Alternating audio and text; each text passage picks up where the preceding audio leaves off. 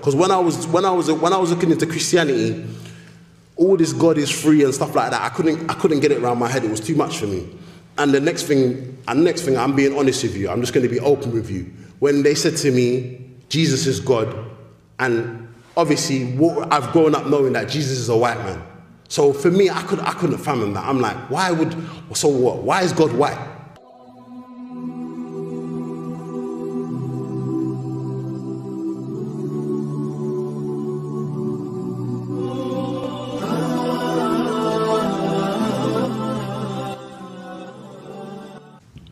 Like I said, before I was a Muslim, I used to think a lot. You understand? And to the degree, like I said, it used to make me get depressed because my mind used to go into overload. I used to start thinking about everything because I've been through a lot. Now, when I started looking into religion, I started looking at society and looking at everything that I see, and I say to myself, everything has a purpose. Everything. No matter what you look at, it's got a purpose.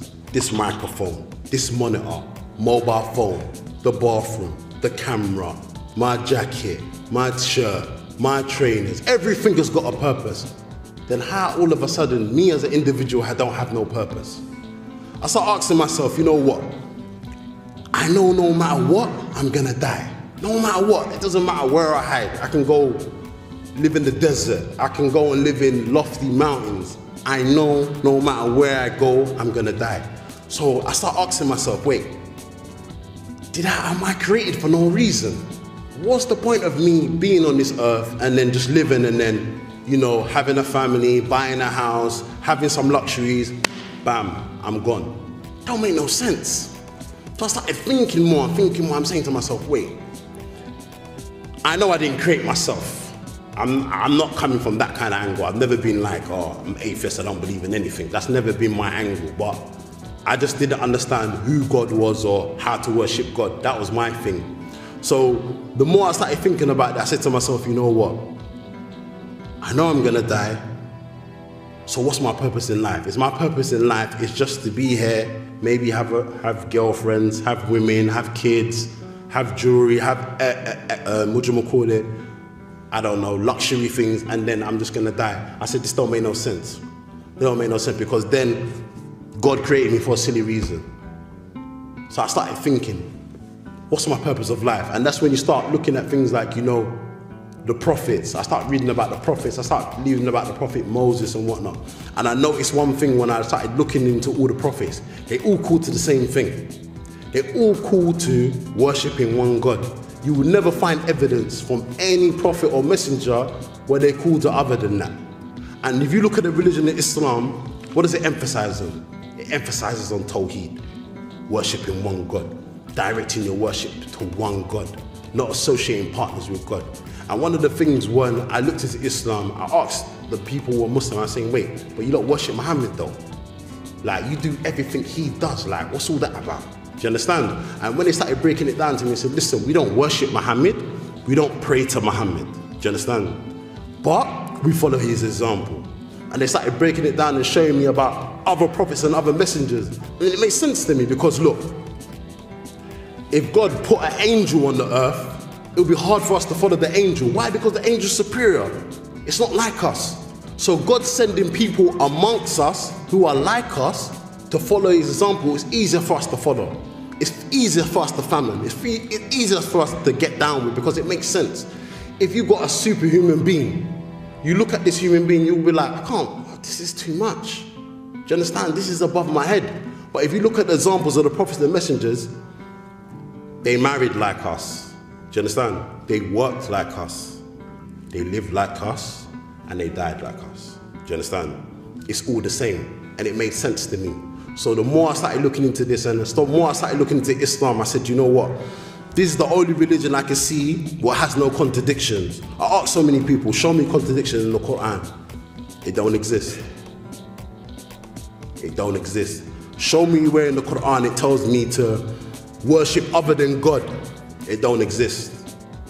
So when I started looking on the emphasis on Tawheed, it made sense to me, directing my worship to one God. Because when I was looking into Christianity, all this God is free and stuff like that, I couldn't get it around my head. It was too much for me.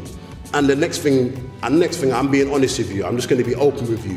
When they said to me, Jesus is God, and obviously I've grown up knowing that Jesus is a white man. So for me, I couldn't fathom that. I'm like, why is God white? No, I'm being honest with you. I used to ask myself this, why is God white? This don't make no sense. This is not fair. Why is my creator white?